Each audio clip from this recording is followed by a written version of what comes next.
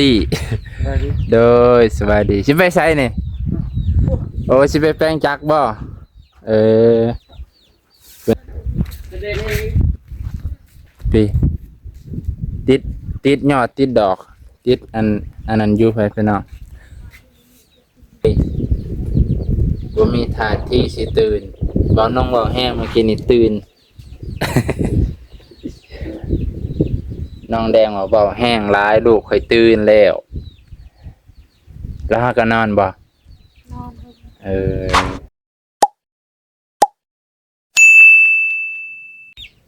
สวัสดีพ่อแม่พี่น้องปาลุงสบายดีเด้อมื้อนี้มาเฮือนน้องแดงเห็นพ่อแม่พี่น้องอย่าเห็นคำตาบ่ได้เห็นหลายมื้อแล้วเพิ่นว่าเอ้าบ่มีหยังมาฝากเอาขนมคือเก่าแหละเอาขนมมารอเด็กน้อยให้เพิ่นเอาคำเต็มบ่เห็นจ้าคุณไปไสคำเต็มบ่อยู่ก็สิไปเล่นนะคิดว่า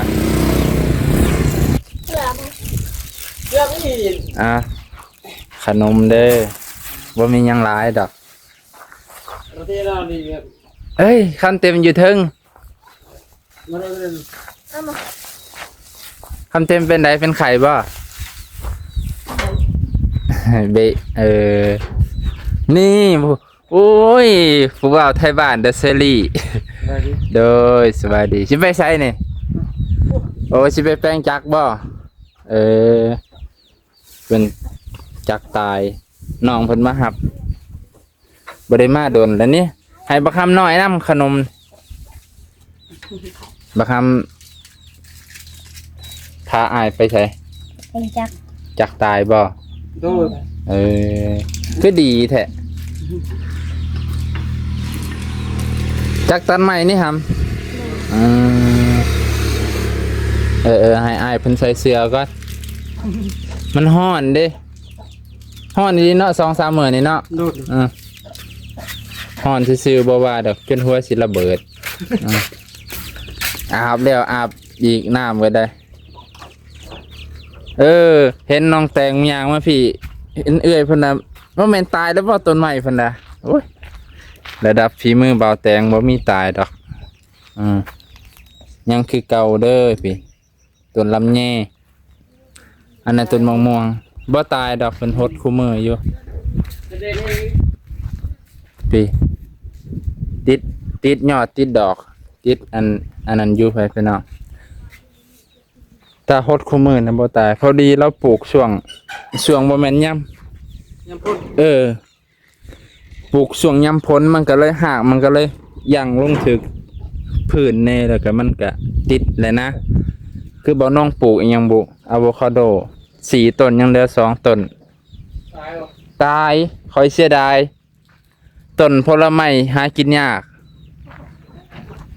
คำเต็มนอนอยู่เทิงเหมือนใดนี่แหละพี่น้องมื้อนี้มาพ่อน้องแตงเอ้ยบ่ได้เห็นกันน้องแดงนี่แหละมีแต่เสื่องผัวไว้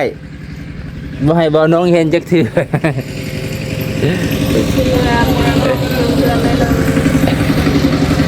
ฮะข่อยเห็นอยู่ตอนน่ะน้องแดงว่า10 โตตายตัวหนึ่งเหลือ9 โตเฮ้ยมีคนตื่นแต่นอนแล้วพี่น้องจังขายบ่หายเจ้าที่คือเอาเริ่มหายค่อยป๊าดพ่อแม่พี่น้องอันน้องแตงน้องแดงสิให้บ่น้องตัวหนึ่งซื่อๆพุ่นน่ะบ่โคตรพร้อมซื่อๆคือบ่น้องสิกล้ารับบ่เด้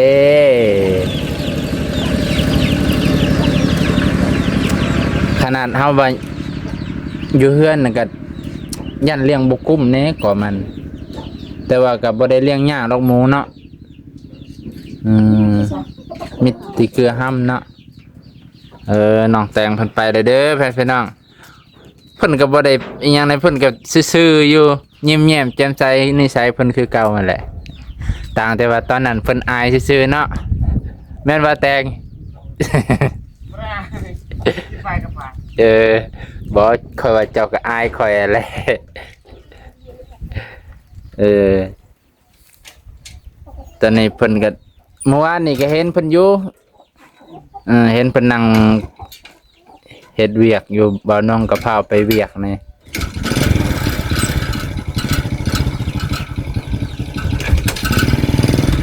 จักรของไทยให้พี่น้องตามเบิ่งสินักๆแน่ไปแล้วบาดนี้นี่คำตาเด้อพี่น้องยังได้แต่คำตากับคำเต็ม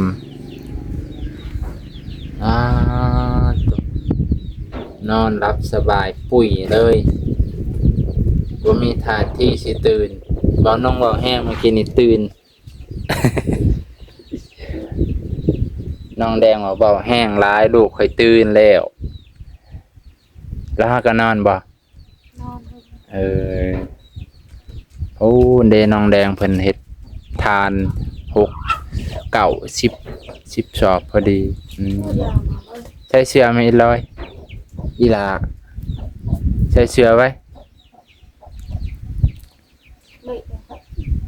มื้อนี้แล้วบ่ฮ้อนปานใดเนาะมันมีห่มมีบดนี่ไปพี่น้องเอ้ยเมื่อวานนี่บ่แม่นต้องเว้าป๊อดคือฝนสิตกช่วงบ่ายๆช่วงเช้าน่ะแดดอยู่มันว่าสิตกประมาณ 10 โมงบ่น้องก็ไปเอายาโอ้นก็เบาบางแล้วอิงมาคิดว่าฝนสิตกมาฮอดเฮือนฝนบ่ตก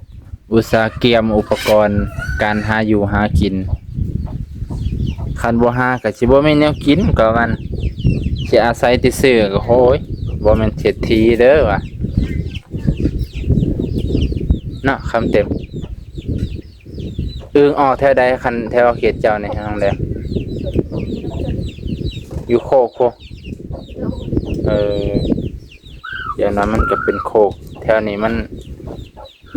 บ่คือโคกตะกี้ดอกนะโคกตะกี้นี่มันพอมีอึ่งอยู่ด้วยนี่มันเป็นต้นวิกเบิดเลยเป็นต้นวิกแล้วมันก็เลยแบบอึ่งก็บ่ค่อยมีคำเต็มนอนคำตานอนเด้อพี่น้องบ่น้องก็บ่ได้เว้าแห้งปานใดดอกจนน้องตื่นเพิ่นต่อไปเฮือนน้องร้อยบ่เห็นเพิ่นเมื่อกี้จักเพิ่นไปไสจักเพิ่นไปเวียกหรือไปหยังเบิดครอบครัวบ่เห็นปิดประตูเงียบว่าแม่นไปงานแต่งหรืองานผูกแขนก็บ่ฮู้แหละก็เลยมาหาน้องแดงก่อน สูบเบอร์เลย ไปเบิ่งหมู่เพิ่นกันมันยังห่วงลูกบ่ นอน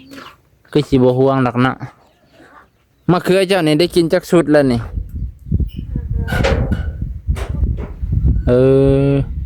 หดบ่ไหวนั่นคืออยู่เฮือนน่ะพ่อแม่พี่น้องเอ้ยบ่าวน้องตอนไปอยู่โรงพยาบาลกับพรกลับมางัวกินเบิดงัวเขาคอกจนมันเหี่ยนหมดเลยพี่หมูอ้วนเพิ่นอุดโอ้นอนขักแท้เฮ้ยพูนโอ้น้องฮ้อนบ่ฮ้อนแห้งแล้วนี่เนาะโอเคพี่น้องเอ้ยน้องแดงเพิ่นฟังละครัวคักบ่เลยได้นี่ยังเหลือรักซำนี้แหละเพิ่นกำลังสิฟังให้พุ่นแหละใกล้สิจบแล้วแหละเพิ่นก็สิเฮ็ดปองให้รถเที่ยวไปอยู่ดอกเนาะพุ่นเพิ่นเฮ็ดอ้อมตัวพุ่นเพิ่นก็สิเน่งเสือกเลยซื้อคักซื้อแน่เพิ่นคือเน่งเสือกนั่นแหละเพิ่นจังซื้อนะพี่น้องเอ้ยต้นหมอกต้นไม้ที่พ่อพี่น้องปลูกซื้อมาให้เพิ่นปลูกติดเบิดแล้วถ้าฝนตกอีกประมาณอาทิตย์ละเทื่อ2 อาทิตย์นี่มันขึ้นโลดเดี๋ยวนี้มันแดดแห้งไว้พี่น้อง แห้งมื้อนี้เป็นแดดแหบๆพร้อมแดดแหบๆหั้นนะมันคือมันมีอายน้ำแถบโอ้ตัวอย่าตากแดดเด้อคำเต็มเด้อเป็นไข้เด้ตัวแบบนี้แหละคนสิเป็นไข้แบบมันบ่ลมหน่อยหนึงลมอยู่แต่ก็ลมหน่อยหนึงว่าแล้วก็บ่น้องมาเห็นแบบเพื่อนเพิ่นนี่แหละ5 คูณ 6ก็ใหญ่ได้อพี่น้อง5 คูณ 6 5 คูณ 6ไผวกน้อยพี่น้องใหญ่เด้อนี่แบบนี้แหละบ่น้องว่าสิเฮ็ดให้น้องนกนะน้องนกยิงท้องแก่นะอยากเฮ็ดให้แบบนี้ก็เอาเสาธรรมดาบ่ได้เอาเสาเหลี่ยมเสากลมๆคือ3เสาตัวนี้งามๆแต่ตอนนี้เพิ่นก็ยังบ่ทันการันตีว่าจะให้สร้างแล้วบ่เพิ่นก็ยังบ่ทันปากจังไดเนาะบ่น้องก็เลยโจะไว้ก่อนนะแต่ว่าก็มีแต่ว่าดินเพิ่นก็ซื้อให้เรียบร้อยแล้วแต่ว่าเฮือนนี่เพิ่นก็ยังบ่ทันปากแต่ว่าเพิ่นก็ว่ามีแผนการสิสร้างให้หลังสงกรานต์นะหลายบ่อนแน่เพิ่นก็เฮ็ดหลายบ่อนหลายทางซอยหลายทางเพิ่นก็เลยซอยเฮ็ดแบบงบประหยัดว่าซั่นเถอะพี่น้องแบบนี้ก็งามพี่น้องอันนี้น่าจะจักเม็ดเพิ่นว่าพอให้มันมีกะลางทางลมก็พอเพิ่นว่าเฮ็ดแบบนี้ก็คักมีระเบียงพอได้อันนั้นเนาะโอ้กินหลายติดแขวเด้อคำเต็มเด้อขนมข่อยติดแขวได้แปรงแขวพร้อมบ้วนปากก็ได้เห็นบ่ข่อยนี่ไปท้อนเอาเบิดแล้วค่อยกินขนมแต่น้อยเบิดแล้วได้นี่ทางกกสิเป็นผู้เฒ่าแหละอีก10 ปีเนี่ยข่อยบ่มีแขวแล้วนี่แขวแมงเพิ่นอื่นว่าข่อยตะกี้ข่อยกินแล้วข่อยบ่บ้วนปากเด้กินแล้วมันติดอยู่ในแขวเลยแต่ดนกินเทื่อบ่เป็นหยังดอกคือข่อยตะกี้กินดุ